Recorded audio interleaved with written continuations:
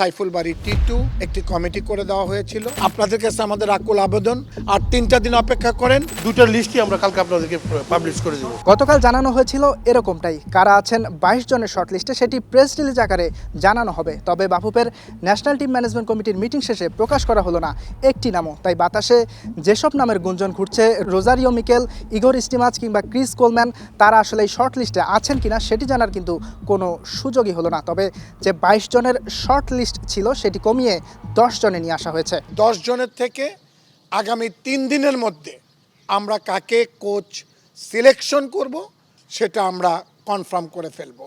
আগামীকাল, আগামী পরশু, তারপরে আমরা পরপর প্রয়োজনের পরিপ্রেক্ষিতে 3 দিন আমরা এই 10 জন, যেই 10 জনকে আমরা সিলেকশন করেছি সেই 10 জনের সঙ্গে আমরা কথা বলবো। কথা বলার পরে আমরা একজনকে আমরা ফাইনাল করব। তবে নাম না জানা গেলেও স্টার প্লে নিশ্চিত হয়েছে 10 জনের লিস্টে আছেন ব্রাজিল, ক্রোয়েশিয়া, অস্ট্রেলিয়া, ইতালি এবং জার্মানির কোচের নাম। তাই বলা যায় ব্রাজিল থেকে রোজারিও মিকেল, ক্রোয়েশিয়া থেকে ইগোর স্টিমাচ এবং জার্মানি থেকে বেয়ার্নস্টক আছেন এই তালিকায়। তবে ওয়েলসের ক্রিস কোলম্যান এই তালিকায় আছেন কিনা তা নিশ্চিত হওয়া যায়নি।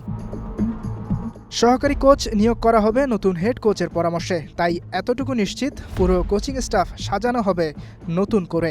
যে কোচটাকে আমরা সিলেকশন করব সেই কোচের সাথে আলাপ করে তার যদি কোনো প্যানেল থাকে, তার যদি কোনো পছন্দনীয় গোলকিপিং কোচ, ফিটনেস কোচ, এই ধরনের কোনো কিছু যদি থেকে থাকে সেটাকে আমরা প্রাধান্য দিব। কোচ নিয়োগে বাফুফের হাতে আর খুব বেশি সময় নেই। আগামী মাসেই বাংলাদেশের ম্যাচ আছে সান মারিনোর বিপক্ষে, তাই তার আগেই নির্ধারণ করতে হবে কে হচ্ছে হামজা সমিতদের নতুন হেড কোচ। ইয়াসির আরাফাত সবুজ, স্টার প্লে, ঢাকা।